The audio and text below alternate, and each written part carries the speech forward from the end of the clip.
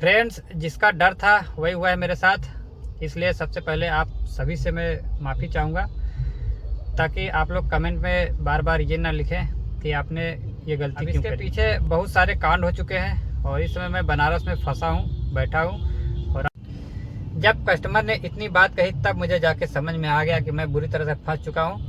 फिर बाकी दोस्तों उन्होंने हमको गाली भी दी है, बहुत डांट फटकार भी लगाई वहाँ से। भाई फ़ोन में तो आदमी कुछ भी बोल लेता है, चलो ठीक है, लेकिन उनको लगता है मैं डर गया। भाई डरता कोई नहीं है, बस मैं ये समझता हूँ। हेलो फ्रेंड्स, कैसे दोस्तों, उम्मीद करते हैं अच्छे होंगे, स्वस्थ होंगे। और आज के इस नए ब्लॉग पे आप लोगों का स्वागत है। दोस्तों अभी का टाइम की बात करें तो अभी का टाइम जो हो रहा है 1:32 सुबह के, मतलब 26 फरवरी 2025।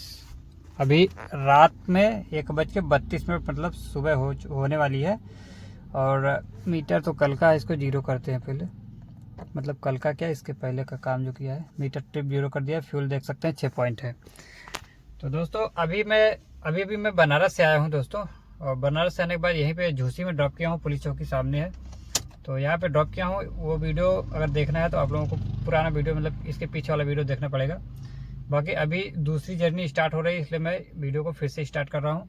और अभी जाऊंगा, मतलब लोकेशन आ गया है, मुझे गंगा पार करना है, उस पार जाना है। मतलब कंपनी गार्डन के पास कोई लोकेशन आई है, अभी उसी लोकेशन पे जाएंगे, वहाँ से पिकअप करना है। सुबह उनको 6 बजे पिकअप करना है। फिलहाल अभी मैं निकल जाऊंगा तो ठीक रहेगा, नहीं ट्रैफिक लग जाएगा। आज स्नान का टाइम है, मतलब आज नहावन का दिन है, शिवरात्रि का दिन है, तो ट्रैफिक बढ़ जाएगा, तो मैं अभी निकल जाऊँगा। तो आज के दिन की जर्नी अभी से स्टार्ट हो रही है और बने रहेगा हमारे साथ आज की अर्निंग देखने के लिए। और आज क्या क्या मैं कमाता हूँ सब दिखाएंगे। और जो लोग चैनल पे पहली बार आए हैं प्लीज़ चैनल को सब्सक्राइब करें, लाइक करें, शेयर करें, ताकि हमारा वीडियो आप लोगों तक पहुँचता रहे। मिलते हैं कुछ समय बाद आप लोग। फ्रेंड्स फाइनली एयरपोर्ट आ चुके हैं और कस्टमर को ड्रॉप कर दिया है। अभी जाएंगे, मुँह वगैरह धुलेंगे। अभी टाइम है, प्रयास करेंगे दूसरी बुकिंग के लिए, देखते हैं मिलती है कि नहीं। और यहाँ पे नीम का पेड़ है, ये देखो बगल में ही ये नीम का पेड़ है, इसी में व्यवस्था करेंगे दातून की, क्योंकि ब्रश लेके नहीं आया हूँ मैं। तो ऐसे ही काम चलाएंगे। देखो भाई, ड्राइवरी करने के लिए सब मतलब कॉमन है, कहीं पे भी व्यवस्था ढूंढनी पड़ती है। तो अभी आज मैं रात को घर गया नहीं था और गाड़ी में ही सोए हैं। और अभी भी एयरपोर्ट आए हैं, लगभग 6:30 बजे एक कस्टमर को पिकअप किया था और अभी ला के छोड़ दिया। इसमें बज रहे हैं 7:15। टाइम देख सकते हैं आप लोग। 24 किलोमीटर गाड़ी चल के आ चुकी है। और अब जो सुबह के सारे काम होते हैं उसको ख़त्म करके बैठेंगे और फ़ोन घुमाएंगे अपने दोस्तों को, देखते हैं कहाँ से बुकिंग मिलती है। आप लोग हमारे साथ बने रहे। देखो भाई, एक बुकिंग आई है ओला से। फिलहाल यहाँ प्रयागराज एयरपोर्ट से कोई बुकिंग नहीं मिली, बाहर से आई है, जा रहे हैं पिकअप करने। और इस बुकिंग में बड़ी तिगड़म है।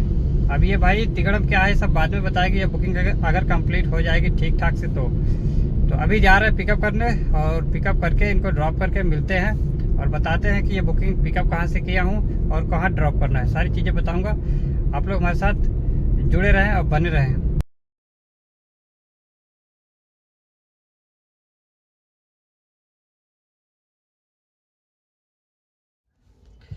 फ्रेंड्स, जिसका डर था वही हुआ है मेरे साथ। इसलिए सबसे पहले आप सभी से मैं माफ़ी चाहूँगा, ताकि आप लोग कमेंट में बार बार ये ना लिखें कि आपने ये गलती क्यों करी। अब मैं अपनी हिस्ट्री बताता हूँ, अभी छोटी सी जो जर्नी हुई है इसके विषय में। जो बुकिंग मैंने लिया है वो आप लोग पहले जो वीडियो चला है उसी में समझ गए होंगे। मैंने बताया था कि मैं जा रहा हूँ ड्रॉप करने, एक बनारस की ड्रॉपिंग आ गई, वो भी ओला से। अब इसके पीछे बहुत सारे कांड हो चुके हैं और इस समय मैं बनारस में फंसा हूँ, बैठा हूँ और आप लोगों को शेयर कर रहा हूँ अपनी जो आप बीती है। तो हुआ ये है कि भाई देखिए, कभी मैंने आज तक अनजान व्यक्ति को कभी पिकअप नहीं किया है इस तरह से जैसे आज हुआ है। मुझे लगा ग्रुप के लोग हैं तो कर लेते हैं, ज़रूरी थोड़ी ना कि पहली बुकिंग ही मेरे नसीब में ऐसी मिलेगी। तो उस हिसाब से मैंने ये बुकिंग उठाई है और आज फंस गया हूँ। अब हुआ ये है कि जैसे जो बुकिंग मैं लेके आया हूँ, इस कस्टमर ने पैसे पूरे पे कर दिए हैं वेंडर को। अब वेंडर ने दिमाग क्या लगाया है कि वेंडर ने अपने आप से गाड़ी नहीं बुक करी है, उन्होंने किसी दूसरे व्यक्ति को बोला कि भाई ऐसा करो, एक गाड़ी बुक करो ओला, और ओला को मेरे पास भेजो, मेरे पास बुकिंग है बनारस की ड्रॉपिंग की। अब दूसरा बंदा भी कमीशन के चक्कर में आ गया होगा। उन्होंने कहा ठीक है मैं गाड़ी भेज दूंगा, आप पैसा कितना दोगे। ये सब बातें हुई होंगी भाई, ऐसे कोई दूसरा व्यक्ति मेहनत नहीं करता है। तो दूसरा व्यक्ति ने क्या किया कि गाड़ी बुक करी ओला से, और वो बुकिंग मेरे पास आई, मैं एयरपोर्ट पे बैठा था। अब मेरे पास आई, मैंने बुकिंग एक्सेप्ट करी, बनारस ड्रॉपिंग की। और जब दूसरा व्यक्ति मुझसे बात किया तो दूसरे व्यक्ति ने मुझे पहले व्यक्ति का नंबर दिया, कहा भैया ऐसा है आप इनसे बात कर लीजिए, इन्हीं के द्वारा आपको जाना है और ये जहाँ बताएंगे वहीं पहुँच जाइए। तो पैसे वैसे की बात तो मैंने दूसरे व्यक्ति से बात करी थी कि भाई इतना पैसा लगेगा, क्योंकि भाई देखो ओला का जो पेमेंट है 2500-2600 में कोई बनारस नहीं जाता है इस समय। भाई ओला वाले अपना फेयर वही रखे हैं जो ऑफ सीजन में होता है, तो इसलिए इस समय थोड़ा सा बात करना पड़ता है, बार्गेनिंग करनी पड़ती है। तो बार्गेनिंग मैंने पहले ही कर ली थी कि भाई इतना पैसा लगेगा। तो उन्होंने कहा कोई बात नहीं, मिल जाएगा। अब उन्होंने इसलिए कहा कि मिल जाएगा क्योंकि उनको पता था कि ये बुकिंग बहुत महंगी है, तो उनको भी मेरा पेमेंट बहुत कम लगा, इसलिए बोला हाँ तुरंत पहुंच जाओ, क्योंकि मैंने 6000 बोला था। और आप लोगों को बता दूं कि ये बुकिंग 18,000 रुपये की थी। अब भाई जो पहला व्यक्ति था वो 18,000 में ये बुकिंग लिया था और मैं 6,000 में तैयार था। तो भाई जाहिर सी बात है वो आराम से तैयार हो गया, भैया पहुँचो जल्दी, किसी तरह से कस्टमर को लेके जाके छोड़ो। अब बात यहाँ फंस गई दोस्तों कि जो कस्टमर था वो 18,000 ऐसे ही नहीं दिए थे। वो जो पहला व्यक्ति था उन्होंने कस्टमर से ये बात कर रखी थी कि मैं आपको संगम स्नान कराऊंगा और बनारस दर्शन करवाऊंगा, उसके बाद आपको अगले दिन एयरपोर्ट बनारस ड्रॉप करवाऊंगा। इतनी बात हुई थी कस्टमर और पहले व्यक्ति के बीच में। ये चीज़ मुझे नहीं पता थी, न तो दूसरे व्यक्ति को पता थी। जो बंदे ने हमको ओला से बुक किया था उसको भी ये बात नहीं पता थी। अब भाई मैं किसी तरह पहुंचा पहले व्यक्ति का नंबर लेके उनके लोकेशन पे। अब पहले व्यक्ति भी मुझे बता नहीं रहा, उन्होंने बोला कि आपको छोड़ देना है, अगर आगे जाएंगे तो मैं उसका पैसा एक्स्ट्रा पे करूंगा। ऐसा उन्होंने एक बार मुझे हिंट दी थी, लेकिन बोला कि फिलहाल तो आपको ड्रॉप करना है, वहाँ से मैं दूसरी व्यवस्था करा दूंगा। इतना बात उन्होंने मुझको बोला था। तो हम भाई देखो ड्रॉप करने ही गए थे, क्योंकि मेरी जो पेमेंट थी वो केवल ड्रॉप करने की थी। अगले दिन की पेमेंट की बात मैंने करी ही नहीं थी, क्योंकि अगला दिन कोई सवाल ही नहीं उठता। अगला दिन भाई मैं इलाहाबाद में जाके काम करूँगा। तो जब कस्टमर मेरी गाड़ी में बैठा तो पहला व्यक्ति ने पूरा पैसा कस्टमर से ले लिया। 5,000 रुपया कस्टमर के पास छोड़ के बाकी के पूरा पैसा उन्होंने पे करवा लिया वहीं पे खड़े खड़े। तो कस्टमर, मुझे क्या पता कि ये सब हो रहा है भाई। पैसा मैं वेंडर से बात करूंगा, नहीं पहला व्यक्ति जब मैं उससे क्यों बात करूंगा कि आप क्या ले रहे हो क्या दे रहे हो, क्योंकि मुझे भी पता है कि जो पहला व्यक्ति है भाई बिना कमीशन के तो किसी को बुकिंग देगा नहीं। इसलिए मैंने उनसे कुछ बोला नहीं। पैसा ले रहा था ये मुझे मालूम कि पैसा ले रहे हैं, लेकिन मुझे ये सब चीज़ पता नहीं था कि इसमें प्लानिंग क्या चल रही है। प्लानिंग मुझे तब पता चली जब पैसा लेन देन हो गया और कस्टमर को मेरी गाड़ी में बिठा दिया। उन्होंने कहा भैया आराम से ले जाना और थोड़ा से मैनेज कर लेना, मतलब कहने का मतलब कस्टमर को कोई दिक्कत ना हो, ये सब बोल के मतलब खूब अच्छे से बातचीत करके मुझे गाड़ी में एकदम फ्री कर दिया। बोला जाओ पैसा वहाँ आपको मिल जाएगा आपका। तो मुझे लगा कि अपना एक्स्ट्रा पेमेंट ले लिया होगा, मेरा पैसा जो 6,000 बचा हुआ है वो कस्टमर के पास होगा, वो दे देगा। अब भाई इतना कहने के बाद वो जो पहला व्यक्ति था पता नहीं कहाँ पीछे गया, गायब हो गया भाई, दोबारा दिखाई नहीं। फ़ोन किया, मैंने कहा भाई कहाँ चले गए, 2 मिनट और बात कर लो। कहा भाई आगे आ जाओ, मैं गाड़ी लेके आगे आ गया हूँ। बोल रहा था मैं गाड़ी लेके आया था, मैं गाड़ी घुमा के आगे आ गया हूँ। चलो ठीक है, उनकी बात खत्म। अब कस्टमर के साथ मैं जब निकल चुका तब कस्टमर ने अपनी कहानी शुरू कर दी कि भैया अमित भाई ऐसा है, हम लोग कितने बजे बनारस पहुंचेंगे। हमने कहा भैया पहुंच जाएंगे, 4 घंटे 5 घंटे लग जाएंगे, ट्रैफिक का टाइम चल रहा। तो उन्होंने कहा कि भाई मुझको दर्शन करना है, उसके बाद फिर अगले दिन मुझे बनारस एयरपोर्ट ड्रॉप करना है।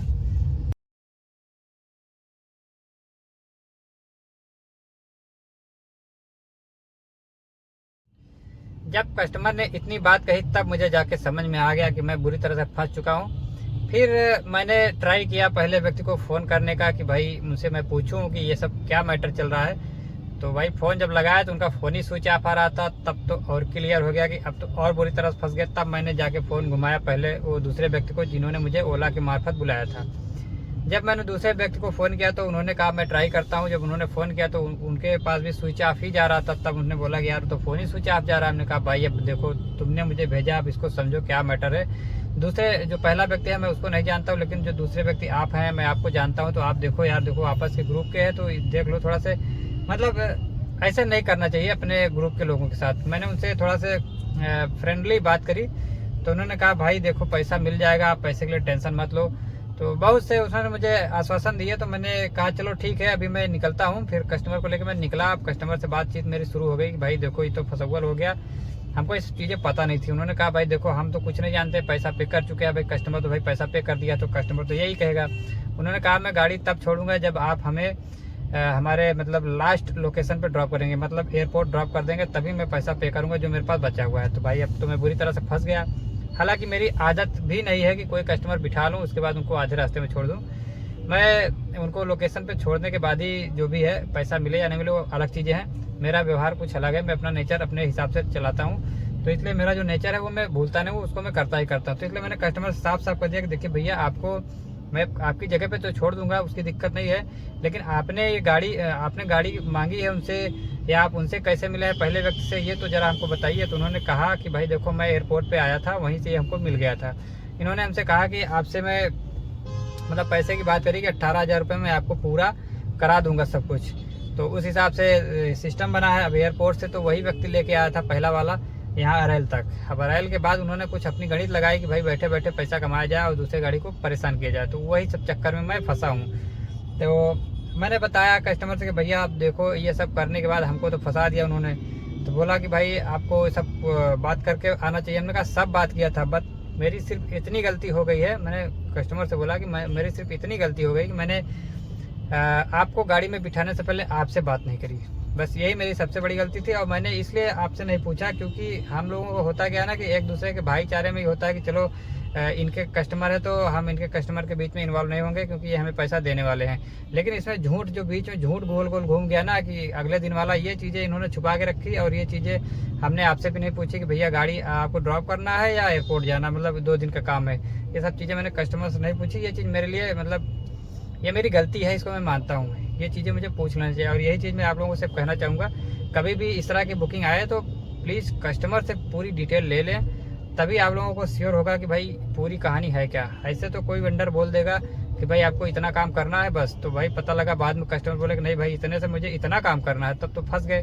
तो ये चीज़ मुझसे आज गलती हुई है और ये चीज़ें मैं आप लोगों को शेयर कर रहा हूँ। इस तरह से गलती में मैं फंसा हूँ, आप लोग ना फंसे, इसलिए मैं इस वीडियो में आप लोगों को समझा रहा हूँ। बाकी मैं तो फंस ही गया हूँ दोस्तों। अभी मैं बनारस में हूँ। अब कस्टमर लोग तो गए हैं दर्शन करके आएंगे और इसके बाद इनको लगभग 4 बजे फ्लाइट है, तो रात को ही निकलेंगे लगभग 1-2 बजे के आसपास, ताकि टाइम से पहुंच जाए। अभी का टाइम हो रहा है 6:48। अब देखते हैं कितनी देर में कस्टमर आते हैं और आने के बाद ही अब जाएंगे। बाकी दोस्तों एयरपोर्ट पहुंच के आप लोगों से मिलते हैं। दोस्तों आज की सरदादी मेरी ख़त्म हो चुकी है। कस्टमर को पीछे ड्रॉप कर दिया है होटल पे और मैं खड़ा हूँ एयरपोर्ट के रास्ते पे। यहाँ से 1 किलोमीटर की दूरी पे एयरपोर्ट है, देख सकते हैं ये रास्ता है।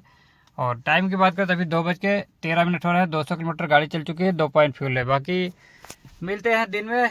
मैं ओला डिवाइस को ऑन करके आया था, अभी इन किया हूँ, तो बुकिंग जरूर आएगी, तो इसलिए यहाँ सोएंगे। सुबह देखते हैं, मिलते हैं आप लोगों से। फ्रेंड्स कोई बुकिंग नहीं आई एयरपोर्ट पे, मैं वहीं पे सो गया था। सुबह उठ के वहाँ से निकल चुका हूँ, आधे रास्ते पहुँच भी चुका हूँ। दोस्तों कल की चर्चा कर ले तो कल भाई जिन्होंने हमको ये बुकिंग दिया था उनको स्पष्ट बता के भेजना चाहिए कि बुकिंग किस तरह की है।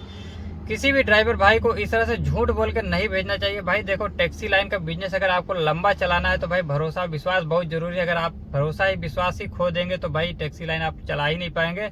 आप कब तक शॉर्टकट से पैसे कमाएंगे। दोस्तों मैं यही कहना चाहता हूँ। बाकी दोस्तों उन्होंने हमको गाली भी दी है, बहुत डांट फटकार भी लगाई वहाँ से। भाई फ़ोन में तो आदमी कुछ भी बोल लेता है, चलो ठीक है, लेकिन उनको लगता है मैं डर गया। भाई डरता कोई नहीं है। बस मैं ये समझता हूँ कि टैक्सी लाइन में अगर सक्सेस पाना है और तरक्की पाना है तो शांति से काम करें, ज़्यादा ठीक है। लड़ाई झगड़ा करेंगे नुकसान ही होगा। बाकी दोस्तों आप लोग कमेंट में बताना सही क्या है। अब इसके बाद आप लोगों को अर्निंग बता देते हैं दोस्तों। पहले तो मीटर आप लोगों को दिखा दे। भाई टोटल 253 किलोमीटर अभी तक गाड़ी चली है मेरी और 9:56 हो रहा है। फ्यूल मैंने 2000 का डाला है। फ्यूल मेरे पास अभी इतना बचा हुआ है। 80 किलोमीटर गाड़ी अभी और चलेगी। अब वहाँ पहुँच के देखा जाएगा। फिलहाल दोस्तों पैसे जो मिले हैं हमको 6000 की बात हुई थी इस वाले बुकिंग में, रात रुकने की बात नहीं हुई थी। फिलहाल मैं रात रुक के कस्टमर को 2 बजे ड्रॉप करके निकला हूँ। भाई तो कस्टमर ने 500 रुपये में एक्स्ट्रा पैसे दिए हैं। कस्टमर भी अपनी जगह पे सही साबित हुआ। बाकी उसके पहले मैं सुबह एयरपोर्ट पे ड्रॉप किया था, प्रयागराज एयरपोर्ट पे, 2000 उससे मिले थे। भाई दोनों पैसा इकट्ठा करते हैं तो 8500 रुपये टोटल हो गए। 2000 का फ्यूल निकाल देते हैं और 350 रुपये टोल निकाल देते हैं, तो टोटल मेरी जो बचत हो गई 6150 रुपये हो गया। बाकी दोस्तों आप लोग हमें सपोर्ट करें, चैनल को सब्सक्राइब करें, लाइक करें, शेयर करें, ताकि हमारा वीडियो आप लोगों तक पहुंचता रहे। दोस्तों मैं इस तरह के वीडियो लाता रहता हूँ। इसी के साथ चलता हूँ, मिलता हूँ अगले ब्लॉग में। तब तक के लिए आप लोग अपना ख्याल रखें, खुश रहे, मस्त रहे, स्वस्थ रहे। भाई जय हिंद।